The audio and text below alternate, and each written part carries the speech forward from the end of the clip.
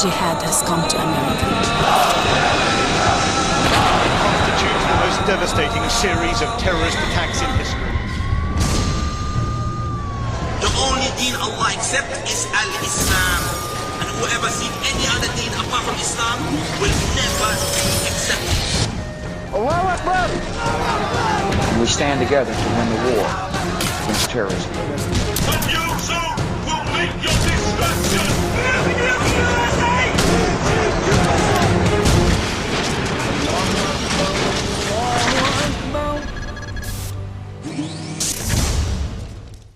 It's reported that the total number of terrorists is only a portion of the total number of Islamic extremists, which itself is but a tiny portion of the total number of Muslims. So how can one automatically attribute Islam to terrorism? Islam is a religion that has some 1.5 billion followers, most of which seem to be peaceful people.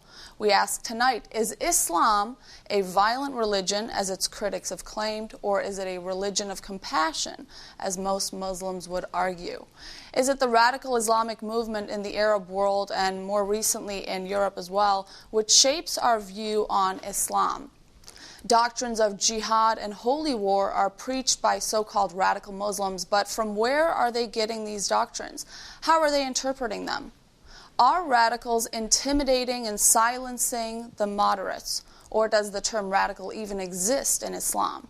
When we consider the question of whether Islam has been hijacked and is dominated by radicals, many argue to look into the terms of absolute numbers and in terms of prominence.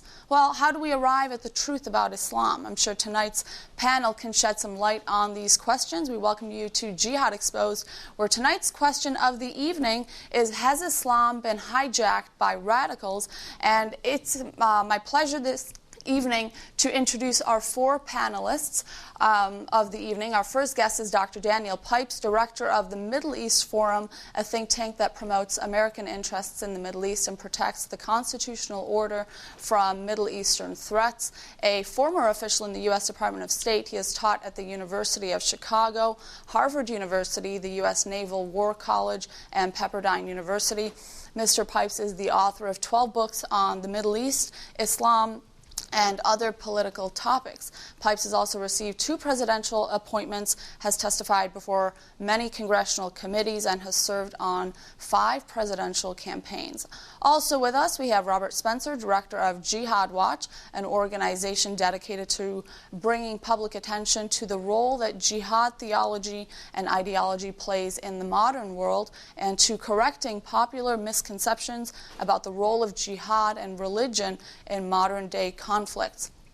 Spencer is the author of 10 books, including the New York Times bestsellers The Truth About Muhammad and The Politically Incorrect Guide to Islam and the Crusades. He's also led seminars on Islam and Jihad for the U.S. Central Command, the U.S. Army Command and General Staff College, the U.S. Army's Asymmetric Warfare Group, the FBI, the Joint Terrorism Task Force, and the U.S. Intelligence Committee.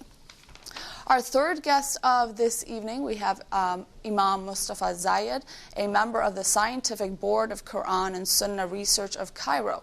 He speaks widely in interfaith settings with a devotion to bridging peace between the major religions and communities.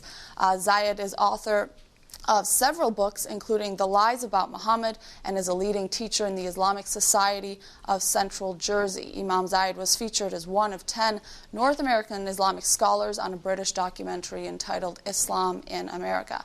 And last but not least, we have Abdullah Kundi with us, a Muslim apologist joining us live from Australia. He's participated in many debates with Christian scholars on subtopics relating to Islam and Christianity. He's undertaken studies in Islam with Sheikh Abdul Muiz Navdi and Sheikh Wissam Shekhawi. He's completed studies in history and science at the University of Sydney and is currently studying medicine. Again, we welcome you this evening to Jihad Exposed, and tonight's topic, or tonight's question is, how has Islam been hijacked, if it has been hijacked by radicals? And before we get into the details of tonight's topic, we should probably first define what we mean by the terms hijacked and radicals under the context of Islam. So, Robert, if you can sort of give us a brief overview, when someone claims that Islam has been hijacked, what are they talking about here? Because it almost gives the notion that more than one form of Islam exists. Certainly more than one form of Islam does exist. There are various sects, the Sunnis and the Shia most famously, as well as the various schools of jurisprudence. And they do have various disagreements, although none of them are very large. Muhammad, the Prophet of Islam, famously is supposed to have said that the his community will not agree on an error, and there are no huge or major disagreements between the various groups, but there are differences. The problem when it comes to whether the religion has been hijacked or not, the claim is being made in saying that Islam fundamentally teaches peace and tolerance, harmony between peoples, and the idea of peaceful coexistence as equals with unbelievers. And the idea then comes from that the people who are committing violence in the name of Islam are somehow getting it wrong, twisting its teachings, misunderstanding them, and misapplying them. And then they would be termed the radicals, whereas those who are following the allegedly true and peaceful teachings would be termed the moderates. This is kind of a strange distinction, really, because a radical in general is someone who just does something very fanatically or tenaciously, but not someone who generally gets it all wrong. You know, people don't say that communist radicals are misunderstanding communism or misapplying its teachings. They're just very serious about carrying them out. And so when it comes to radical Muslims, one would think ordinarily, well, they're just the people who take it most seriously and are carrying it out. But instead, we're told that, no, they're getting it all wrong, they're misunderstanding it. And so the question really can be solved simply by looking at the Quran and looking at the teachings of Muhammad as set out in the Hadith, and those things will show us whether Islam really teaches peace or warfare against unbelievers, and what kind of peace and what kind of warfare and so on. And these questions can be objectively verified simply by going to the canonical texts and teachings of Islam. And right now I'd like to turn it over to Dr. Pipes. You mentioned that there's 3 interpretations of Islam. If you can take us through those as well as what your view is on that. I'm sorry, what are you referring to with the 3? You've said that there are 3 interpretations or 3 views on Islam, the establishment view, the insurgent view, and the middle position view, which I believe is what you hold. If you could sort of help our audience understand a little more about that. Right. My point is that in the United States, today more broadly in the West today, one finds 3 different understandings of what the nature of the problem is. What I call the establishment view is that there has been a hijacking of Islam, that the problem is extremism, the problem is Al-Qaeda, anything but mention Islam. The other reads on Islam, one says that the problem is Islam as such.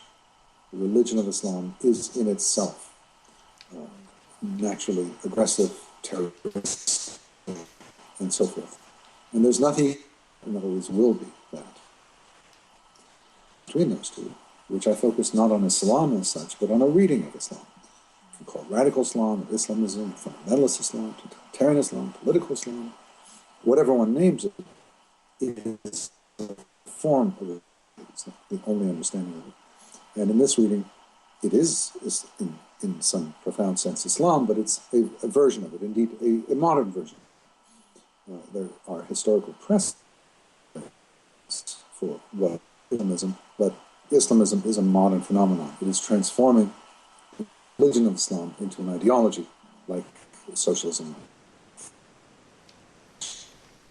communism. And that is something modern, something historical, something that I say has... I began studying Islamic topics in the late 1960s. Islamism was virtually moribund. It had no great importance today. It is the #1 strategic threat to the United States. So it has grown, and if it can grow, it can, of course, also decline. And my goal is to have this form of Islam be crushed, just as fascism was crushed in World War II, and communism was defeated in this Cold War. Now Islamism is the enemy, and it must be defeated.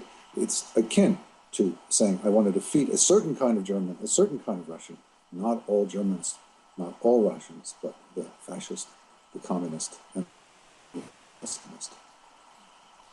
Thank you for that introduction. At this time, I'd like to turn it over to Imam Mustafa as we're, again, introducing the topic. For those of you just joining us, our question of the night is, has Islam been hijacked by radicals, Muslim radicals, that is? Imam Mustafa, if you could sort of take us through the interpretation process of Islam by a Muslim who carries out acts of terrorism under the name of Islam. If you could sort of take us through what thought processes they're going through.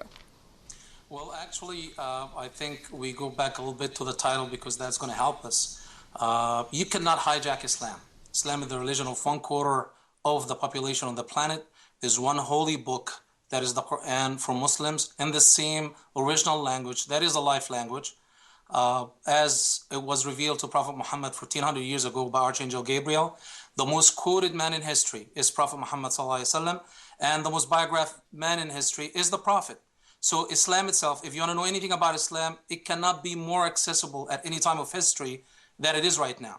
So for someone to deviate, for someone to commit a crime, and he has a Muslim name that he carries, and whatever that he claims as a criminal has absolutely no bearing on Islam itself because the reference is right there. The real hijacking that happened is hijacking the image of Islam in the West. And that happened by radicals in the West who try to take the crimes of the few, the crimes of the people that God only knows who finance him and who makes their horrible crimes that easy, like the 19 of the horrible crimes of September 11th, and make it a crime that is stamped on the forehead of every Muslim in the West and the 1.6 billion people out there. Taking extremes of the hit and cry old tactic or the swift boating of people where, as you just heard, Islam being the law is to be judged by the behavior of criminals or whatever radicals they call, not that the criminals themselves would be judged by Islamic law. For example, the biggest punishment and the highest punishment in Islamic law, Sharia law, that they scare people with is for terrorists. These people that committed the crimes of September 11th, had they been caught by Islam and prosecuted in an Islamic court of law, they would have been executed in public in a way to make an example of them. Right, but the crime is not the crime of Islam. The crime is the crime of criminals. Okay, but again, if you could just somebody that considers themselves a Muslim that carries out such acts of violence, why do we see them take out those acts of violence? Why do we see acts of terrorism being carried out only under the name of Islam? Why are they taking verses themselves and justifying their actions like that? I'll ask you the same question. Joe Stack, a patriotic American, born and raised in America.